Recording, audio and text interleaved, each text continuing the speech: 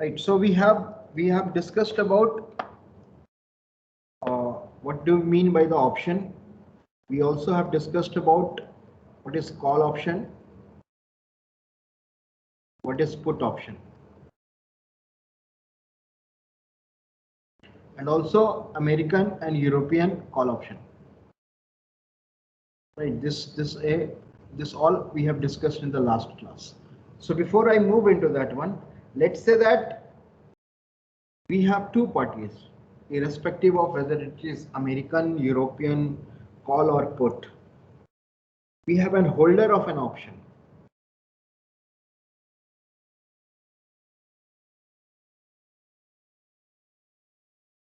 And we say that he is taking a long position.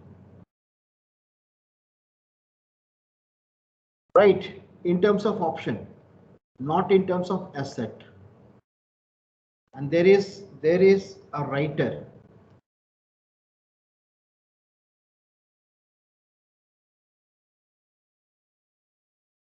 He's taking a short position because holder is buying the option and writer is selling the option. So when you buy, you take a long position, and when you sell, you take a short position. Right, but let's say that if I am a holder of call option, right, then what I'm doing with the asset, am I buying or selling?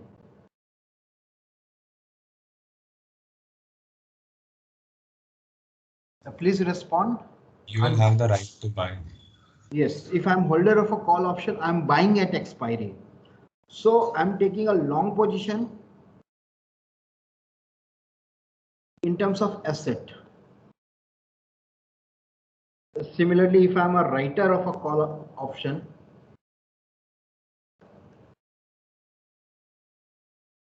right, I'm taking a short position in terms of asset.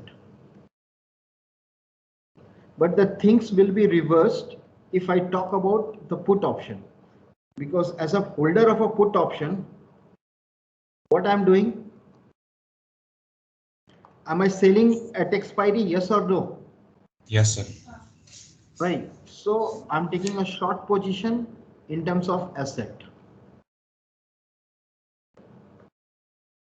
And if I'm a writer of a put option,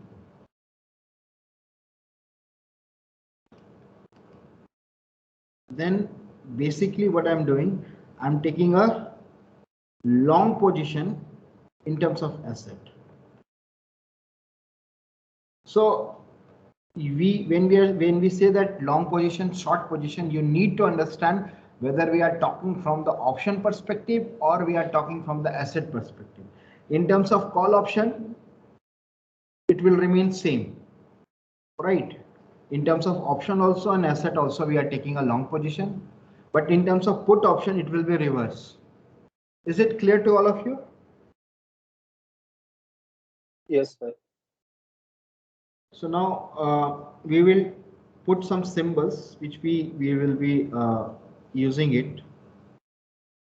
Sir, when we say long position bracket option, then that means that we will buy like in a future, like we can buy or we cannot buy. Like No. Whether we have an option. Okay, look into this one. When we are saying that at t is equal to 0, we have enter into an call option. Correct? The first one. yes, sir. Where we are holding.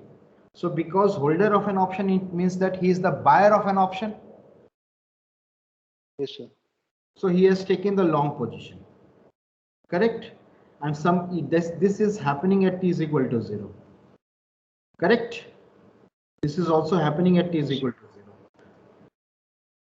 Oh no, sorry. This is happening at t is equal to capital T, which is expiry. Now he can buy or he will not buy, that we will look into next, when the option will be exercised and when it will not be. This is also, this part is also, which is expiry. Whether we are buying or selling, right? Whether it is a call option or a put option, whether we are buying or selling, that depends upon other type of option we are entering into, call option or put option, and also whether we are a holder or a writer of that option. Is it okay? Yes, sir. So, sir, like at t equal to t, like in case of long position at t equal to t, like we will be buying that particular asset. Yes, if you are holder of a And call option or writer of a put option. yes, sir. Writer of call option means like we will be selling at t equal to t, Writer of basically. the call option means we have, we have taken a short position in terms of option, and because that call option means that you are buying. And when we said that the call option or the put option, it is from the holder's perspective, not from the writer's perspective. Okay. So when I say that Yes, whether it is a call option, it means that holder is buying. When we call it as a put option, it means that holder is selling. So when the holder is buying, the writer has to sell, or if holder is selling, the writer has to buy. yes, sir. But please understand this one, because when we talk about bull and bear spread, you should not get confused. When we were drawing the payoff diagram. So this part I would like to be very carefully read it, understand it. Once you have got this one, next time whenever I'm talking, you should it should automatically come from your mind what is happening. Is it okay? Can I move ahead? Yes, sir. So basically, sir, whenever we say about call or put, we will think in terms of holder, Yes. and accordingly, okay, sir. Yes, this will always be from the holder's perspective, whether we are buying or selling.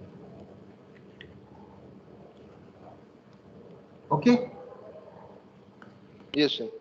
can we move ahead, all of you?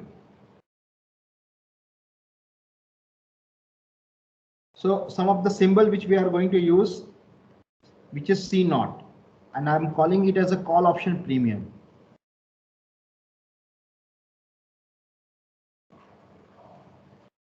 The value at t is equal to 0. That's why I have written it as a C naught. Correct? So instead of 0, if I write it as a small t, it means that what is the value of this premium at time is equal to small t. So this is the premium, which is where the a holder is paying it to the writer. Similarly, we will write it as a P naught, which will be the put option premium at t is equal to 0. We will write K, which means that the strike price, irrespective of whether it is a call option and a put option, whichever option will strike price, it means that the price at which the asset will be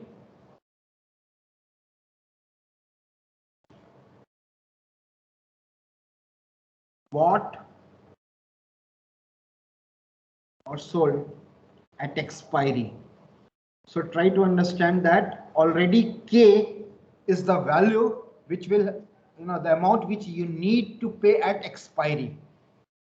Correct? So I have not given any time definition here, because if we know the expiry, we will know that at expiry, if somebody is, exercising this option, how much money he has to pay or he will be getting, depending upon whether he is in the call option or he is in the put option. So this is the strike price which I am saying. Like in our previous one, at the end of 3 months, the strike price which we have taken it as a 65. Right, it means that the exchange rate will remain 65 per dollar, and that is at the expiry, not in between 0 or expiry. Is it okay?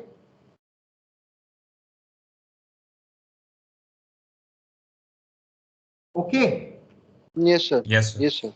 And Yes, sir. T, a capital T, we will look it as a maturity or expiry time.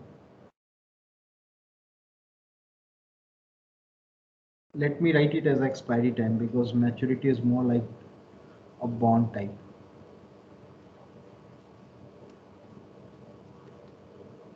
Right. So this is, and also S naught is the spot price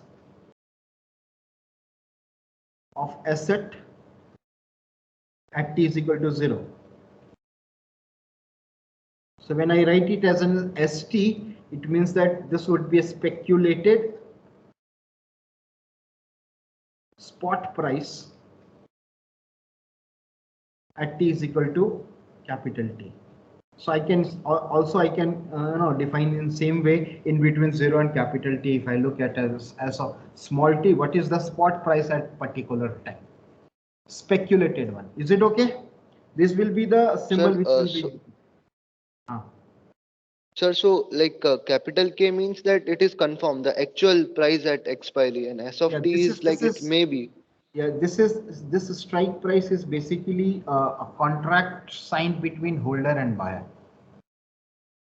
Means holder That and will be at equal to 0. at At equal to 0. At T is equal to 0, that expiry, this would be the price. Correct? So that in the dollar exchange, we assume it to be the 65. We could have signed a contract for 66 also, 64 also. In that case, the premium would change. That's what it would be. Yes, sir. Correct. So if it is okay here, my next question to you, let me ask, right? So when will the option exercise?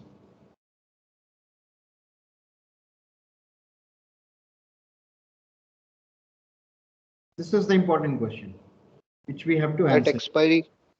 At expiry. So we are looking from the European perspective, then okay, we will get into the American one.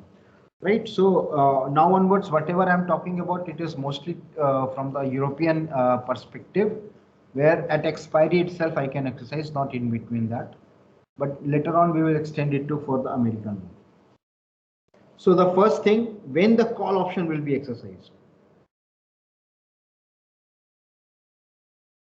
So we have for the call option, we have call option premium, we have spot price. We can speculate what would be the strike price, spot price at expiry, and this is the strike price. These things are known to me. Correct. And accordingly, I'll draw the payoff diagram.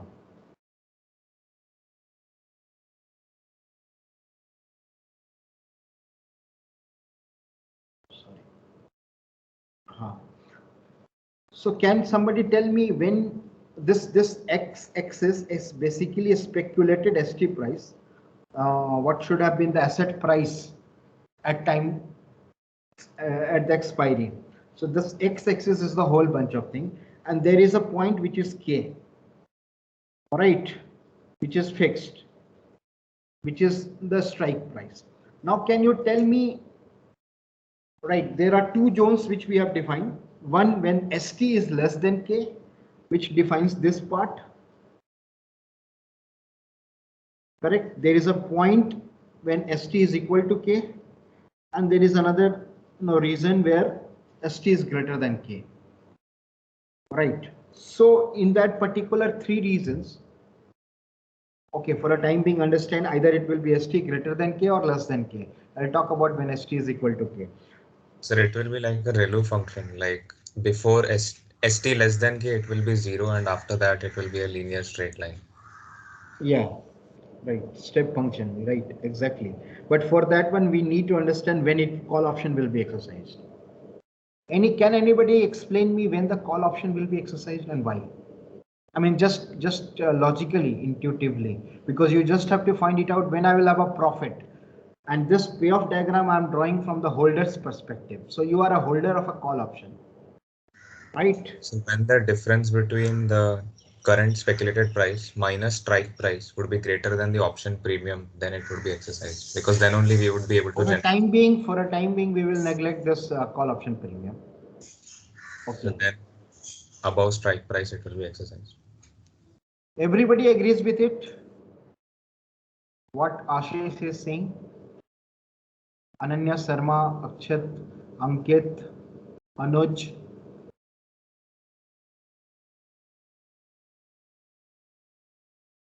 Yes, sir, agreeing with them.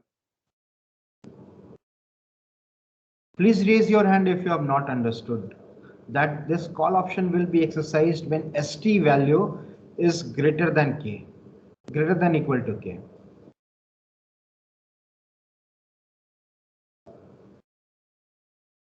Please raise your hand if you have not understood.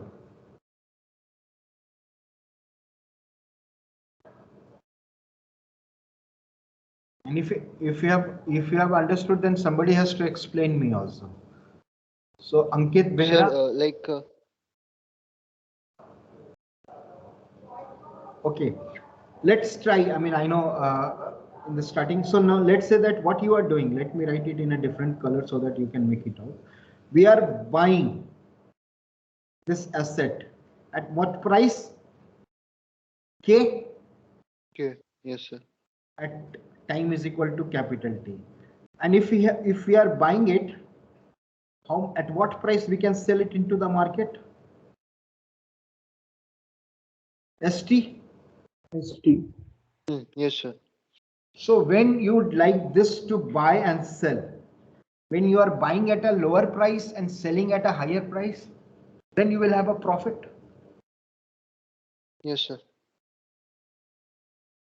Right. So you will always have a profit if ST value is greater than K.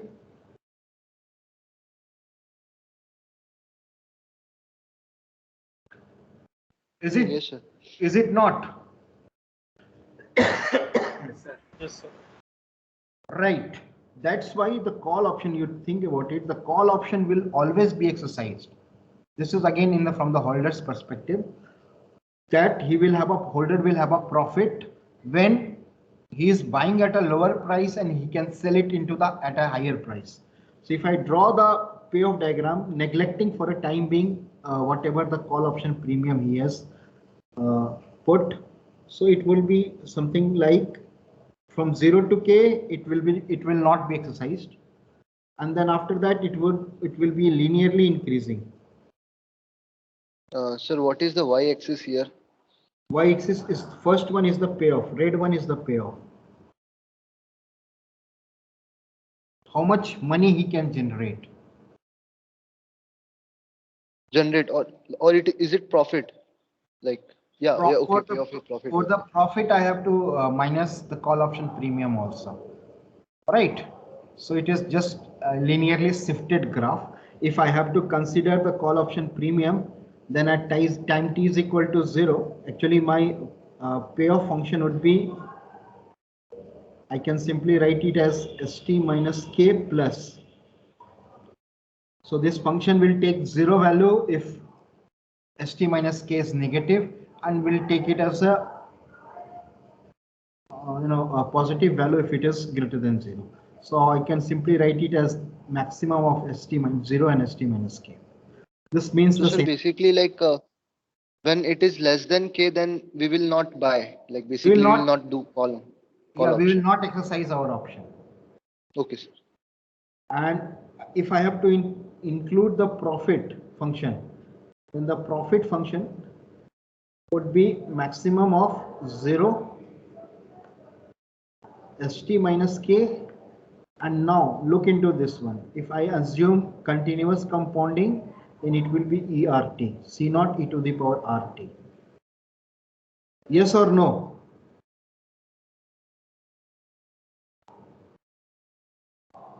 Is this part okay? Or we can write it as ST minus K minus C naught e to the power RT. Because the C naught was paid at t is equal to 0, we have to bring back into the future one, and this is the amount which we have paid for getting the call option. Yes or no? Yes. Sir, is it the what we have taken loan from the bank, basically C0 e to the power RT, that we have to pay to the bank again? You can Yes, sir. that perspective also. So I mean, look into that one. If you would have not spent that C naught amount for buying the option, you could have generated C naught e to the power RT at expiry. This is also one way of looking into that. Okay. So have you understood this profit one? Yes, sir. So it will be just lowered by a constant amount. So if I have to draw this, it will something look like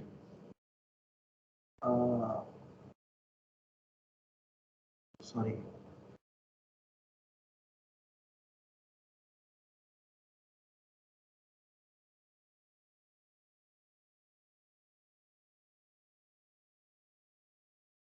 Right. Sorry. So if I go with the red one only, this is the reason. This is the reason, red one. This is the reason where it is called as out of the money. This is the definition. When we say that option is out of the money, especially if the call option is out of the money when the ST value is less than K. When it is equal to K, this point is called at the money. And when this is greater than K, this is called in the money. These are the general definitions. So when you read something out of the money, at the money, in the money, you should be able to understand that this is relating with what is the spot ST value and what is the strike price. So we can always say that whether option will be exercised. If it is out of the money, it won't be exercised. And when it is in the money, it will definitely be exercised. So sir, sir, in the money, sir, if we see the green line, sir, we can understand from green line that the definition of out of the money, at the money, and in the money is without considering the call option premium. Okay. Okay. Yes, sir. So how many of you have understood this? Or do I need to explain this one again? Please raise your hand if you have understood this.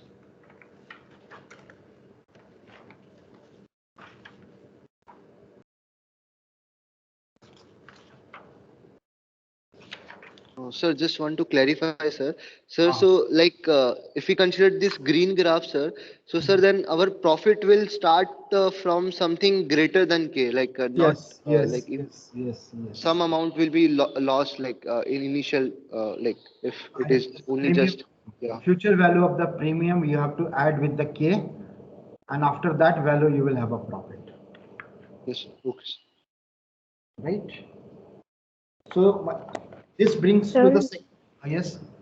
In the definition of profit, C naught e power RT should be outside the square bracket, right?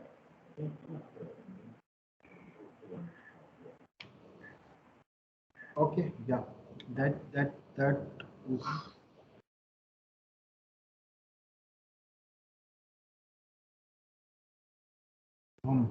That we can do, right?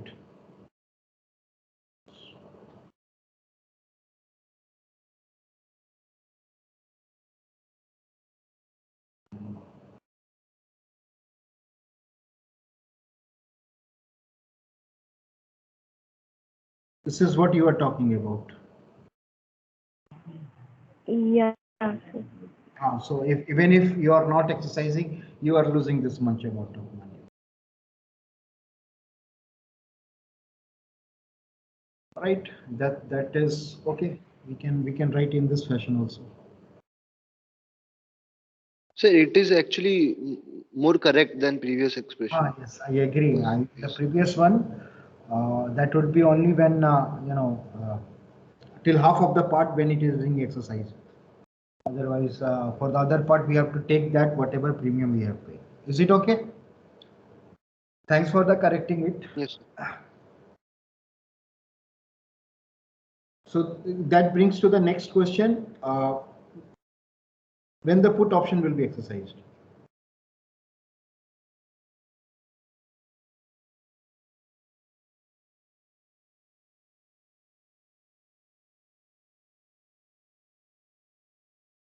Again, this is from the holder's perspective. We can draw the same payoff diagram, right?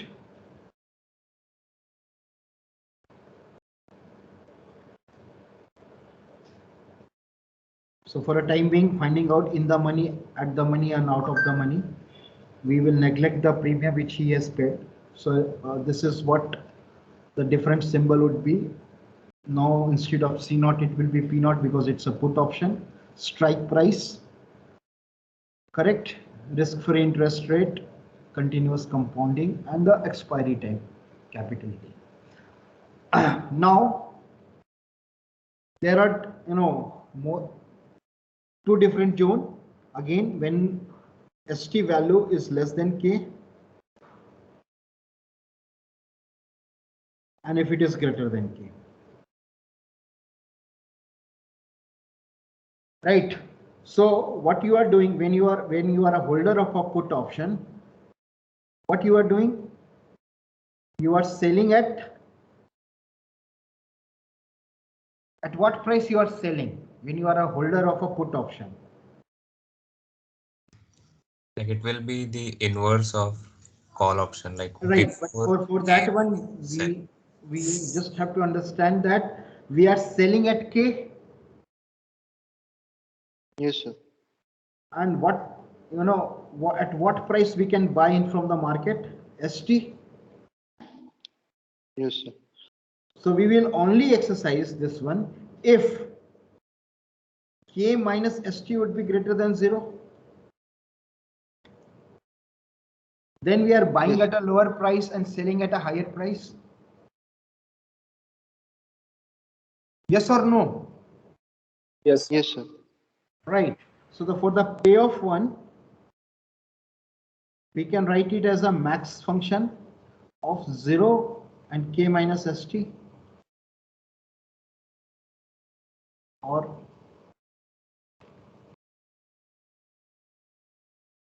so the payoff would be something like this.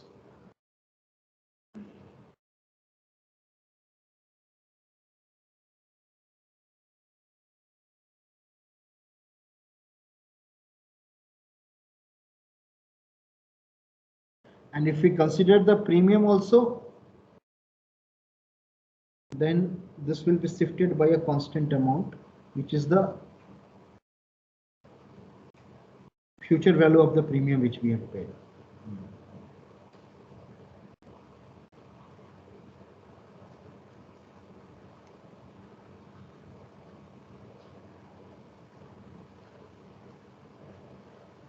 So the profit would be payoff minus P naught e to the power RT. Is it okay?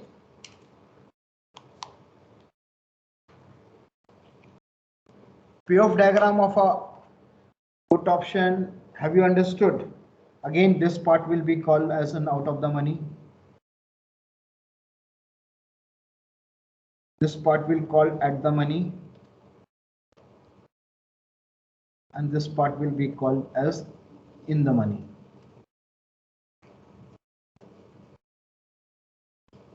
From the put option perspective. Is it okay? Yes, sir. Please raise your hand if you have understood.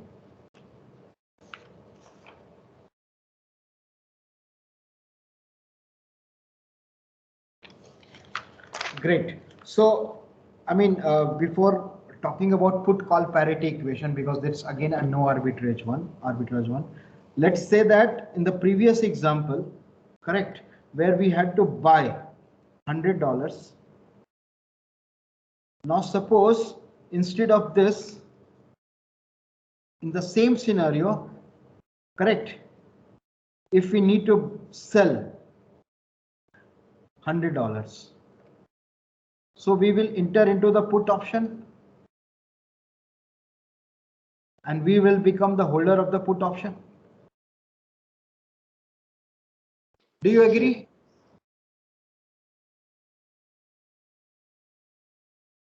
Do you agree? Yes, sir. Yes, sir. Everything remains same, right? So the strike price I'm saying is 65 per dollar, right? Time period is also same thing, 3 months. Everything, every other data remains same. We will try to write the same type of equation here because this equation will help me to understand what do you mean by the put call parity, right? So what would be the my graph would look like. So now what I'm doing is because from the this when we are trying to calculate what would be the put option price P naught. So we need to calculate what would be the P naught. We go back from the writer's perspective and we say that okay, currently it is 65. So we don't know what we will do with the X. It will be either 70X or 62X. Correct? And sir, here we are buying at T equal to expiry or at T equal to 0? We are buying at expiry. Sir, if we are buying at expiry, sir, then it would be call option, na, sir, in terms of in case of holder, sir, because no. Holder is selling. Holder is selling the $100.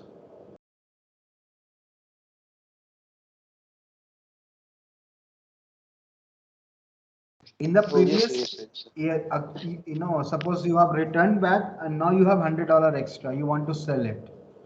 So before going for your internship, you enter into the put option that when I'll come back, I'll sell you $100 at price 65 only if the market price is 62. If market price is 70, I will not come back to you. Rather, I'll go and sell it into the open market. Right? So you are the holder of the put option but when we are calculating this one, we are looking from the writer's perspective because he is at the risk. Right? Because he would be buying at 65 and can sell it into the market at 62. Are you getting this point? Sir, why did you write then holder in brackets, sir, after put option? Because you are the holder of the put option. Okay. You are the holder of the put option. And this whole thing I'm looking from the writer's perspective. Last time also I talked about. The premium we look from the writer's perspective so that his risk is can be minimized. Basically, he should not be paying anything from his pocket. Akshat. Yes, sir. Got it, sir. Anybody having difficulty in understanding this part? The equation which I have written. So X, I don't know. Let's assume something. X is the amount of short selling we have done. Because as a writer, from writer's perspective, we will be buying. So let me do the short selling at T is equal to 0. So that at the end, if I'll buy, I'll return some amount of from that whatever we have bought, I can pay back to the short selling. Right? Suppose we have deposited. Why is the amount I'm saying is the deposit we have done into the bank. Right? So it will be minus Y and then at the end it will be plus because we will be getting 1.05Y. Now what should be the ZP value? If the market interest rate is 70, sorry, not interest rate, market exchange rate is 70, the holder will not come to me because I'm looking from the writer's perspective so that I don't need any extra money. But if the market price is 62, I need to generate 300 to compensate what is the difference between 65 and 62 multiplied by the $100. So I'll write this simply in the same way. If you have understood this, understanding what is the X, Y, and Z, I can say that by short selling, I have generated 65X and plus ZP is the premium for the put option which we have got. This is, I'm calling it a Y which I have deposited. This is my first equation. Correct? Now looking at the top, I can simply say that I have to pay back minus 70X. Correct? Because now at least, when I will not be doing the short, option will not be exercised, still I have to return back X amount of dollar because that is the short selling I have done. But I will be getting 1.05Y from the bank. And this equation I can write it as a 0 because I don't need to generate any money. But look into this one. If the market price is 62 I just need 62x for the short selling. This is the amount I'll be getting from the bank as a return, and I need to get at least 300 out of it. And this will tell me, solving this equation will give me what should be the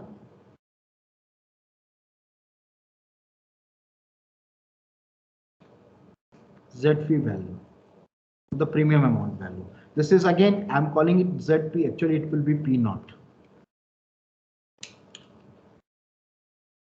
Is it okay? All three equation? Yes, sir. Please raise your hand if you have understood.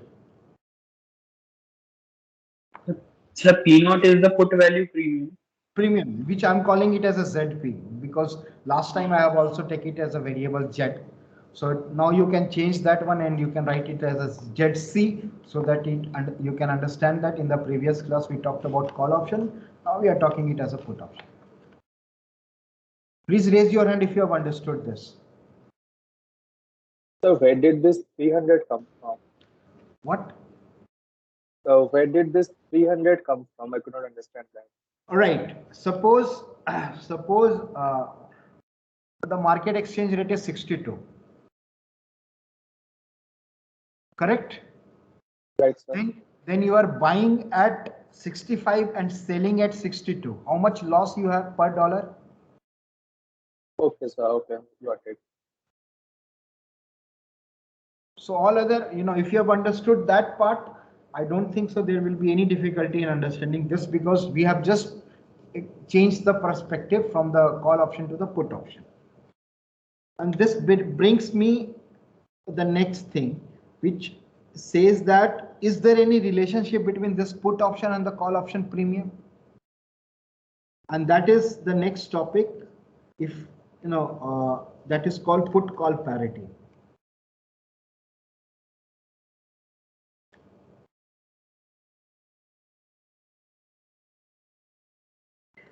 Please understand this, we are talking from the European option perspective. Later on we can change it to the American one. And so we will look for, again, no arbitrage principle.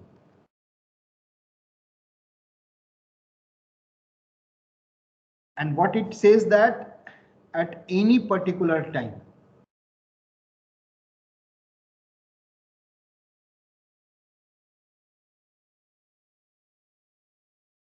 an asset cannot have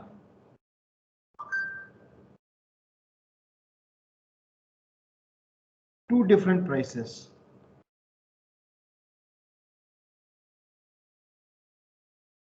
This is same as we are saying that we cannot generate money, a positive amount of money for sure, without spending anything from our pocket or without any risk.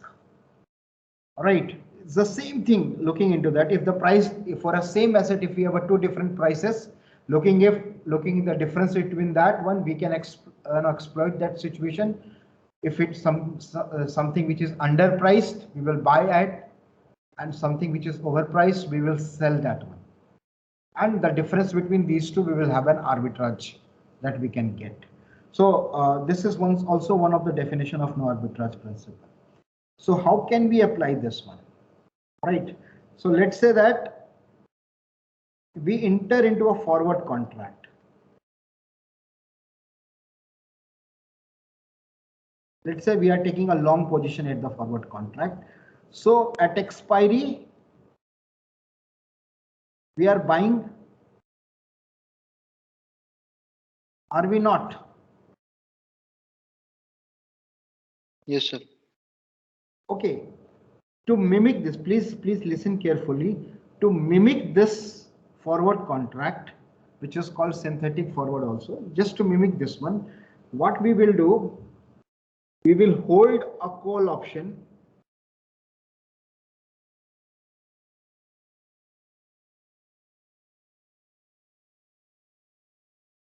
and write a put option.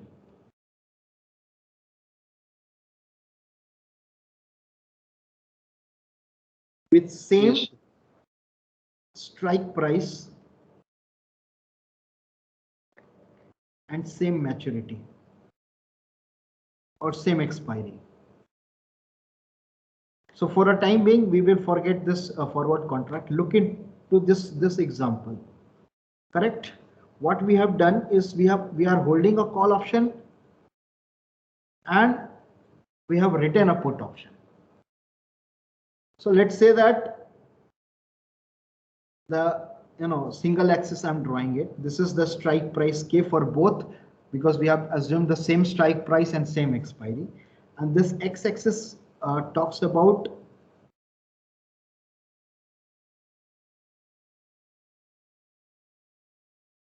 what would be the ST value. Now, when the call option will be exercised? Again,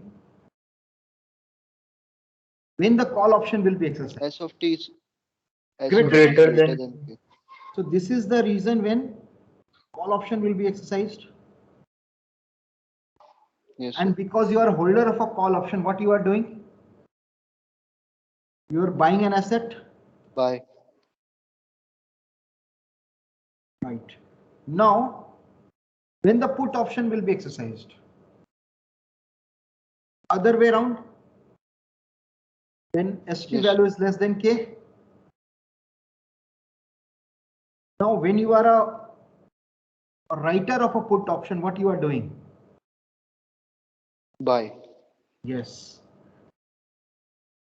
Irrespective of what is the ST value, either the put option will be exercised or the call option will be exercised. And you will be ending up buying an asset. Correct?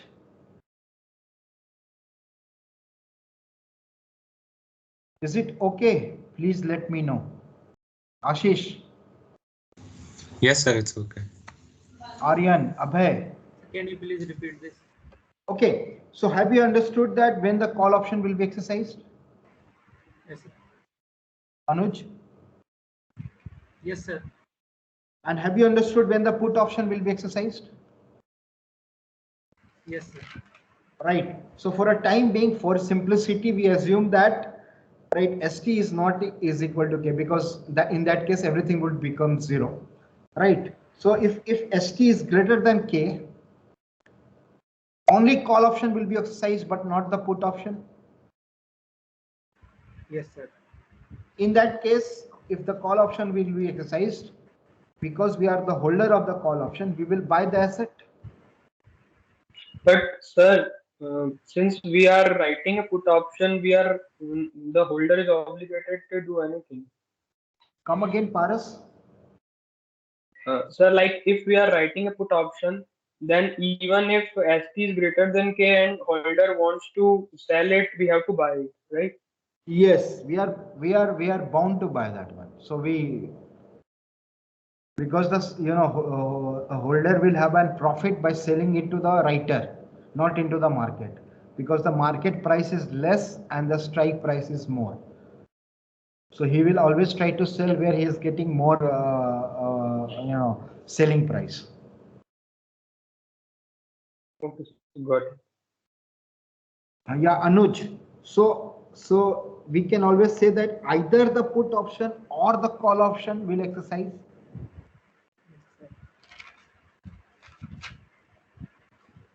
Anuj. Yes, sir. Yes, sir. So we will end up buying an asset. Yes. Correct. Now, instead of this holding a call and writing a put, we could have directly go into the forward contract also, and we would have end up buying the asset. Yes, sir. Yes or no? Yes, sir. Right. So if you know, it means that these two prices should have been same. Either have directly entered into the forward contract, or I would have holding a call option and writing a put option as a strike price K. Both should give me the same asset price, otherwise there will be an arbitrage.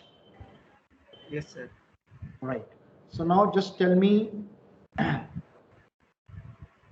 for the forward contract for buying, how much you are going to pay? This much amount of money? Yes, sir. Correct? Yes, sir. Right. And because you are holding a call option, how much you have paid? Minus C naught. Because you are a writer of a put option, how much you have got? Again, this is wrong. Sorry, it should be minus C naught e to the power RT, because we are comparing at expiry. Yes, sir. And because we have got it, because we have written a put option, we have got P naught amount. Now we will bring back to the at capital T and plus, sorry,